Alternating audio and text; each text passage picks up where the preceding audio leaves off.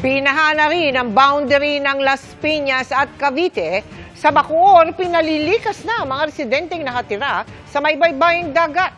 Mula roon nakatutok live si Marisol Abduraman. Marisol? Mel, dahil nga sa banta ng bagyong dala ng Ompong ay talagang nagsagawa na ng preemptive evacuation sa ilang lugar dito sa Bacoor, Cavite.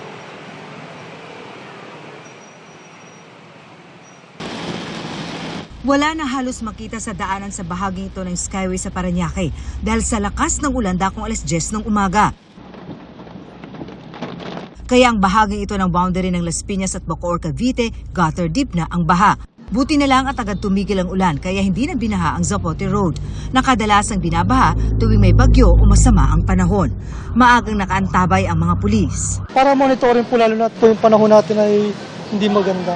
Nagbabantay din ang mga tauhan ng Barangay Longos sa Bacoor. Kagabi pa lang, pinuntahan na ang mga lugar na nasa tabing dagat. Kami po ay nagbibigay. Kanina, nag-ikot muli sila sa coastal area. Habang wala pa po ang bagyo ay magsilikas at magtungo na po tayo sa pinakamalapit na evacuation centers.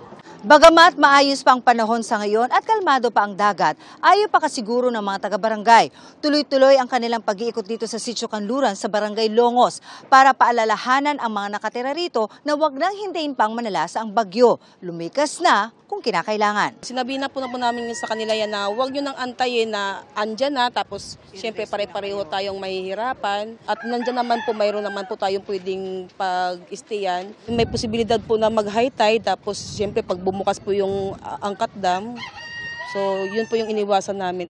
Si Jonilyn Calov na 19 ng taon nakatira rito, naghahanda na ng mga gamit. Pero sa ngayon, hindi pa raw muna sila lilikas. Depende na rin po siguro kung as in na po. Nakasanayan talaga namin. Gayun din ang mga residenteng ito na halos 3 dekada na raw nakatira rito. Okay lang naman po mama, kiramdam po kami. Pinapakiramdam namin. Pag halimbawa lumakas yung hangin, baka sakali lumikas kami.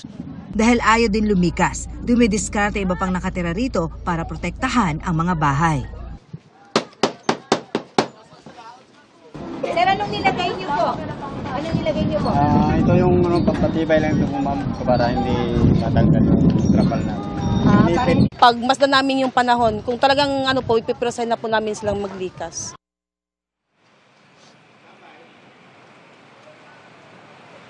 Sa impormasyon na binigay sa atin ng Las Piñas PIO, walang napaulat na pagbaha o mga inilikas sa lungsod.